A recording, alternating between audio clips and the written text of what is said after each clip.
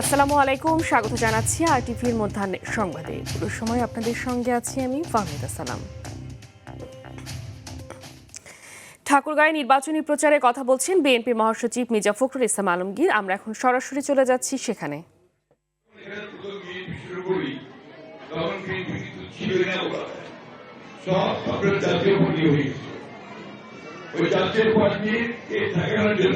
আমি আমার ছাত্রদের নিয়েই কিন্তু প্রথম আমরা যখন রাজনীতিতে আসি তাদেরকে নিয়েই আমি এই কাজ শুরু করেছি।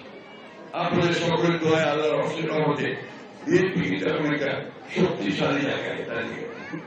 এটা দাঁড়ানোর কারণ হচ্ছে যে বিএনপি একটা দল, যে দলটা আমাদের দেশে এখন পর্যন্ত উন্নয়নমূলক কর্মকাণ্ড একদিকে ডেভেলপমেন্ট, অন্যদিকে গণতন্ত্রকে স্থাপিত করার জন্য কাজ করতে সক্ষম। আমাদের দেশের যে বেগম খালেদা জিয়া যেদিন ইন্তেকাল হল, মারা গেল, আপনারা দেখেছেন যে ঢাকায় ওই মানিক মিয়া বিরুদ্ধে জানাজার কথা ছিল, মানিক মিয়া বিরুদ্ধে শুধু থাকেনি, সমস্ত ঢাকায় প্রথম জানাজার জায়গায় পড়ত। প্রত্যেকটা বাড়ির ছাদে, বারান্দায়, আর এলিভেটেড এক্সপ্রেসওয়েতে, মেট্রো রেলের পর্যন্ত মানুষ দাঁড়িয়ে দাঁড়িয়ে তাকে দোয়া করতে গিয়েছে। কেন? তাকে মনে করা হচ্ছে যে তিনি অভিভাবক, গার্ডিয়ান, ডেমোক্রেসির গার্ডিয়ান।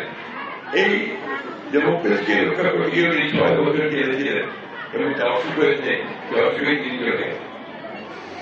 আমরা সেই দল, যে দল আমাকে ডেমোক্রেসিকে আপন করার জন্য আমরা জেলে যাই, আমরা কষ্ট করি, মামলা চাই, মারা যাই, গুলিবিদ্ধ হই, নিখোঁজ হই, কিন্তু আমরা মাথা নত করে চলে যাবো। কোনদিন করি নাই, এখনো করবো না, ভবিষ্যতে করবো। আমাদের কয়েকটা জায়গায় আমরা আপসহীন। 1971 সালে স্বাধীনতা যুদ্ধের প্রশ্নে আমরা আপসহীন, গণতন্ত্রের প্রশ্নে আমরা আপসহীন, আমরা উন্নয়নের সাথে আমরা আপসহীন, আর অসাম্প্রদায়িকতার ক্ষেত্রে আমরা আপসহীন। এই বিষয়গুলো হচ্ছে আমাদের ভিত্তি। এই ভিত্তিগুলোকে নিয়ে আমরা সামনে দিকে এখানে। দর্শক, আপনারা দেখছিলেন বিএনপি মহাসচিব মির্জা ফখরুল ইসলাম আলমগীরের বক্তব্যের অংশবিশেষ। 2 দশক পর আগামীকাল বরিশাল ও ফরিদপুর যাচ্ছেন বিএনপি চেয়ারম্যান তারেক রহমান। বরিশালের ঐতিহাসিক বেলস পার্কে বিভাগীয় জনসমাবেশে বক্তব্য রাখবেন তিনি। জনসভা সফল করার লক্ষ্যে প্রস্তুতি সভা অনুষ্ঠিত হয়েছে। এটি অতীতের সব রেকর্ড ছাড়িয়ে যাবে বলে আশা করছে স্থানীয় নেতাকর্মীরা। ফরিদপুর জেলা বিএনপি আয়োজিত সমাবেশে প্রধান অতিথি হিসেবে অংশ নেবেন তারেক রহমান। এতে স্থানীয় নেতাকর্মীদের মাঝে উৎসাহের আমেজ বিরাজ করছে। সমাবেশে কয়েক লাখ মানুষের সমাগম হবে বলে আশা করছে বিএনপি নেতাকর্মীরা। এই সময় ফরিদপুর সহ 5টি জেলার সংসদ সদস্য প্রার্থীকে পরিচয় করিয়ে দেবেন দলের চেয়ারম্যান। আমাদের মূল মেসেজ এটাই যে আমরা এই প্রোগ্রামকে সার্থক করার জন্য আমরা জেলা, মহানগর, বরিশাল, উত্তর, দক্ষিণ সহ টোটাল আমরা 8টি ইউনিট আমরা সমানভাবে কাজ করে যাচ্ছি। আইটি হ্যাকের বিষয়ে সবকিছু জানার পরও একটি দল তা নিয়ে ব্যবসা করছে বলে মন্তব্য করেছেন জামাতের আমির ডাক্তার শফিকুর রহমান। বলেন, অতীতের পচা রাজনীতি নয়, 24-এর তরুণরা চায় পরিবর্তন। বেলা 11:30টায় কিশোরগঞ্জের কটিয়াদি কলেজ মাঠে নির্বাচনী জনসভায় এসব কথা বলেন তিনি। জামাতের আমির আরও বলেন, জাতিকে বিভক্তির সুযোগ না দিয়ে সব ধর্মের মানুষ দিয়ে দেশ সাজানো হবে। এ সময় মেধার উপর সুবিচার করে যুবকদের দক্ষ জনশক্তি হিসেবে গড়ে তোলার ঘোষণা দেন তিনি। সমাবেশ থেকে চোরাপথে নির্বাচন বন্ধ করার ঘোষণা দিয়ে প্রশাসনকে সততার সাথে দায়িত্ব পালনের আহ্বান জানান ডাক্তার শফিকুর রহমান। দুপুর 2টায় ময়মনসিংহের সার্কিট হাউস মাঠের জনসভায় অংশ নেবেন জামাতের আমির। আমাদেরকে শিক্ষা প্রশিক্ষণ দিয়ে তোমাদের হাতকে বাংলা গড়ার কারিগরের হাতে পরিণত করব ইনশাআল্লাহ। তোমাদের হাতে বেকার ভাতা নয়, তোমাদের দাবি অনুযায়ী তোমাদের মর্যাদার সাথে সঙ্গতি রেখে সেই কাজগুলো তোমাদের হাতে তুলে দেব ইনশাআল্লাহ। এই দেশকে নিয়ে তোমরা সামনের দিকে আগাবা, পিছনে ফিরে তাকানোর সময় আমাদের শেষ। এখন শুধু সামনে এগিয়ে যাওয়ার পালা। পিছন নিয়ে যারা কামড়া কামড়ি করে তাদেরকে কামড়া কামড়ি করতে দিব আমরা। ওরা করুক, আমরা এগিয়ে যাব জাতিকে নিয়ে সামনে ইনশাআল্লাহ। শেষ মুহূর্তে নির্বাচনী প্রচারে জমে উঠেছে রাজধানীর আসনগুলো। উত্তর ও দক্ষিণ সিটি কর্পোরেশনের আসনগুলোতে সকাল থেকে চষে বেড়াচ্ছেন প্রার্থীরা, দিচ্ছেন ভোটারদের নানা প্রতিশ্রুতি। এলাকার নানা সমস্যার কথা তুলে ধরে তার সমাধানে প্রার্থীরা ভোটারদের দিচ্ছেন নানা আশ্বাস। তবে কিছু কিছু জায়গায় নির্বাচনী প্রচার সংঘাতে পরিণত হচ্ছে। লেভেল প্লেইং ফিল্ড নিয়ে উঠছে নানা অভিযোগ। এই নিয়ে মিশ্র প্রতিক্রিয়া জানাচ্ছেন ভোটাররা।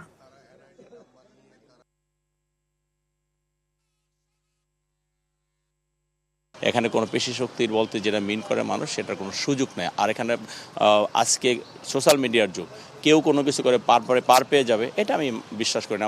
এবং আমার যেই পরিকল্পনাগুলো রয়েছে, আমি আমার এলাকার মানুষের জন্য সেই পরিকল্পনাগুলো আমার আল্লাহর রহমতে অক্ষরে অক্ষরে বাস্তবায়ন করার চেষ্টা করব।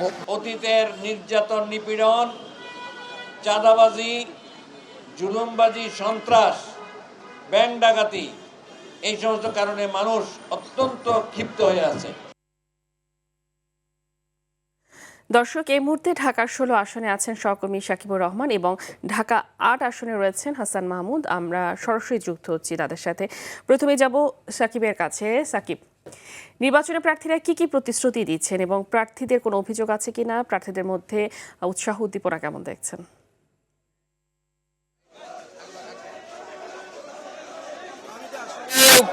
উৎসাহ উদ্দীপনার মধ্যে দিয়ে কিন্তু এই যে নির্বাচনী প্রচার সেটি চলছে। আমরা এখন ঢাকা 16 আসনে রয়েছি, যেখানে সাবেক ফুটবলার এবং এই আসনের বিএনপি মনোনীত প্রার্থী আমিনুল হক তিনি প্রতিটি ভোটারের দ্বারে দ্বারে যাচ্ছেন, ভোটারদের সঙ্গে কথা বলছেন, কুশল বিনিময় করছেন এবং তার যে ভোট প্রার্থনা, ধানের শীষে ভোট প্রার্থনা করছেন তিনি।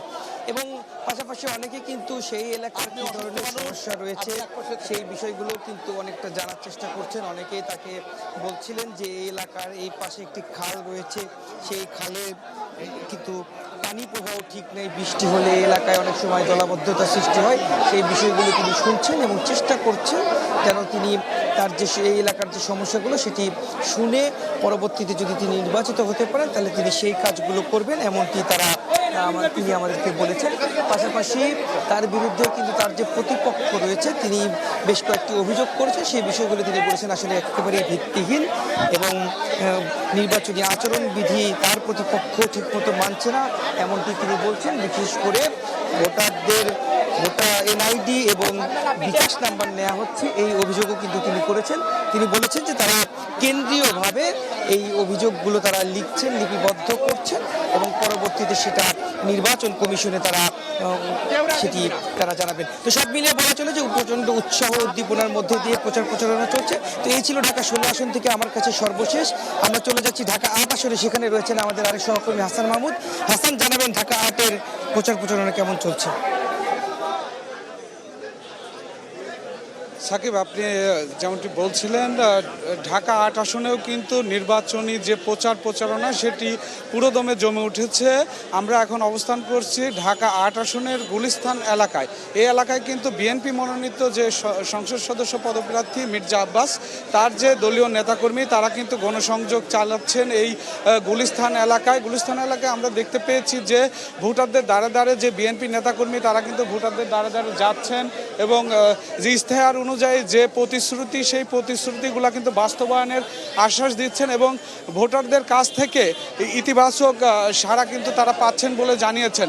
আমরা এখানকার নেতাকর্মীদের সাথে যদি একটু কথা বলি, তারা আমাদেরকে জানাবেন আপনি এই এলাকার যে ধানের শীষের পক্ষে প্রচারণায় আছেন, ভোটারদের কাছ থেকে কেমন সাড়া পাচ্ছেন? ইনশাল্লাহ ভোটারদের কাছ থেকে প্রচুর সাড়া পাচ্ছি। দ্যাট মিনস 90% ভোটাররা মির্জা আব্বাসকে ভালোবাসা ভোট দিবেন, কারণ উনি এলাকার সন্তান। উনি কমিশনার ছিলেন, উন্নয়নে কাজ করছেন। ওনার ভাই কমিশনার ছিলেন, উন্নয়নে কাজ করছেন। ওনার যদি একটু জানতে চাই যে এই এলাকার নির্বাচনী যে পরিবেশ, সেই পরিবেশ কেমন আছে? কোনো এখনো সুন্দর এবং সুষ্ঠু পরিবেশ আছে। ভবিষ্যতের কথা আমরা বলতে পারি না, কিন্তু একটি দল কারচুপির মাধ্যমে আমাদের এই ভোটারকে প্রভাবিত করার জন্য কারচুপি করার চেষ্টা করতেছে। কিন্তু আমরা মির্জা আব্বাসের আদর্শের কর্মীরা সজাগ দৃষ্টিতে আছি। ইনশাল্লাহ এই এলাকায় কারচুপি করতে দেব না। হ্যাঁ, আপনি শুনছিলেন যে ঢাকা ৮ আসনের যে বিএনপি নেতাকর্মীরা তারা কিন্তু বলছিলেন যে এই এলাকায় ঢাকা ৮ আসনে যদি একটি অবাধ, সুষ্ঠু এবং নিরপেক্ষ নির্বাচন অনুষ্ঠিত হয় তাহলে কিন্তু এই এলাকায় যে বিএনপি প্রার্থী রয়েছে তার জয়ের ব্যাপারে তারা শতভাগ আশা ব্যক্ত করেছেন। তো এই ছিল ঢাকা ৮ আসন থেকে সবশেষ তথ্য। ধন্যবাদ। ত্রয়োদশ জাতীয় সংসদ নির্বাচনে চট্টগ্রাম ৪ আসনে বিএনপি মনোনীত প্রার্থী আসলাম চৌধুরী, চট্টগ্রাম ২-এ সারওয়ার আলমগীর ও শেরপুর ২-এ বিএনপি মনোনীত প্রার্থী ফাহিম চৌধুরীর নির্বাচনে অংশগ্রহণ করতে কোনো বাধা নেই, এমন আদেশ দিয়েছেন আপিল বিভাগ। সকালে প্রধান বিচারপতি নেতৃত্বাধীন আপিল বিভাগের এ আদেশে আরও বলা হয়েছে, চলমান আপিল নিষ্পত্তি না হওয়া পর্যন্ত ওই আসনগুলো চূড়ান্ত ফলাফল প্রকাশ স্থগিত থাকবে। এর আগে সারওয়ার আলমগীরের প্রার্থিতা বাতিলের আদেশ স্থগিত করে তাকে নির্বাচনের সুযোগ দেওয়ার নির্দেশ দিয়েছিল হাইকোর্ট। এর বিরুদ্ধে আপিল করেন জামাতের প্রার্থী নুরুল আমিন। গত ১৮ জানুয়ারি ঋণ খেলাপের অভিযোগে নির্বাচন ভবনে আপিল শুনানি শেষে প্রার্থিতা বাতিলের রায় দিয়েছিল ইসি। সারওয়ার আলমগীর বিএনপির ২ জন ধানের শীষের প্রার্থী। আসন্ন ত্রয়োদশ জাতীয় সংসদ নির্বাচন যেটি ১২ই ফেব্রুয়ারি অনুষ্ঠিত হবে, আজকে থেকে মাত্র কদিন বাদে তাদের নির্বাচনে প্রতিদ্বন্দ্বিতা করতে কোনো আইনগত বাধা নেই। যে শেরপুর ৩ আসনের জনাব ফাহিম চৌধুরী, তিনি যেহেতু তার অস্ট্রেলিয়ান নাগরিকত্ব পরিত্যাগ করেছেন, সুতরাং আইনগতভাবে সাংবিধানিকভাবে তার নির্বাচন করতে কোনো বাধা নেই। বদলি প্রত্যাহার ও ইজারা বাতিলের দাবিতে সকাল থেকে টানা ২৪ ঘন্টার কর্মবিরতির ডাক দিয়েছে চট্টগ্রাম বন্দর রক্ষা সংগ্রাম পরিষদ। এর আগে সংযুক্ত আরব আমিরাত ভিত্তিক কোম্পানি ডিপি ওয়ার্ল্ডের কাছে এনসিটি ইজারা দেওয়ার সরকারি সিদ্ধান্তের প্রতিবাদে গত শনিবার থেকে ৮ ঘন্টা করে কর্মবিরতি পালন করে আসছিল শ্রমিক কর্মচারীরা। চট্টগ্রাম বন্দরের নিউ মুরিং কন্টেইনার টার্মিনাল ইজারার বিরুদ্ধে আন্দোলনরত ১৫ কর্মচারীকে খুলনার মংলা বন্দর ও পটুয়াখালীর পায়রা বন্দরে বদলি করা হয়েছে। সোমবার নৌ পরিবহন মন্ত্রণালয়ের এক অফিস আদেশে এ বদলি করা হয়। আমাদের বন্দরের বিভিন্ন স্টাফদেরকে যে বদলি করা হচ্ছে এটা প্রত্যাহার করতে হবে এবং বন্দর চেয়ারম্যানকে আগামী ২৪ ঘন্টার মধ্যে ওনাকে প্রত্যাহার করে নিতে হবে বন্দর থেকে। আমরা সেটা থেকে সরে আসার জন্য তীব্র দাবি এবং প্রতিবাদ জানাই। এর পরও যদি আপনি সরে না আছেন তাহলে চট্টগ্রাম বন্দর থেকে শুরু করে সারা বাংলাদেশে যদি বিক্ষোভ কর্মসূচি শুরু হবে। আমরা নিজেরাই চালাতে যেখানে সক্ষম এবং প্রতি বছর আমরা নতুন নতুন রেকর্ড করছি, তাহলে এটা আমরা কেন বিদেশিদেরকে দিব? আওয়ামী শাসনামলে আয়নাঘর খ্যাত ডিজিএফআই এর জয়েন্ট ইন্টারোগেশন সেলে গুম নির্যাতনের মামলায় শেখ হাসিনা ও সেনা কর্মকর্তা সহ ১৩ জনের বিরুদ্ধে ৭ম দিনের সাক্ষ্য গ্রহণ শুরু হয়েছে। বিচারপতি গোলাম মর্তুজা মজুমদারের নেতৃত্বাধীন আন্তর্জাতিক অপরাধ ট্রাইব্যুনাল ১-এ মামলার তৃতীয় সাক্ষী গুমের শিকার ব্রিগেডিয়ার আবদুল্লাহ হিল আমান আজমিকে জেরা করবেন আসামিপক্ষ। পরে এ ট্রাইব্যুনালই জুলাই আন্দোলনে রামপুরার কার্নিশে ঝুলে থাকা এক ব্যক্তিকে গুলি করা সহ ২ জন হত্যা মামলায় সাক্ষ্য নেওয়া হবে। এদিকে ট্রাইব্যুনাল ২ কুষ্টিয়ার ৬ জনকে হত্যা সহ ৮ অভিযোগে জাসদ সভাপতি হাসানুল হক ইনুর মামলায় সাক্ষ্য গ্রহণ শুরু হয়েছে। সকালে এসব মামলায় গ্রেফতার ১০ সেনা কর্মকর্তা ও ইনু সহ ১৫ আসামিকে ট্রাইব্যুনালে হাজির করা হয়েছে।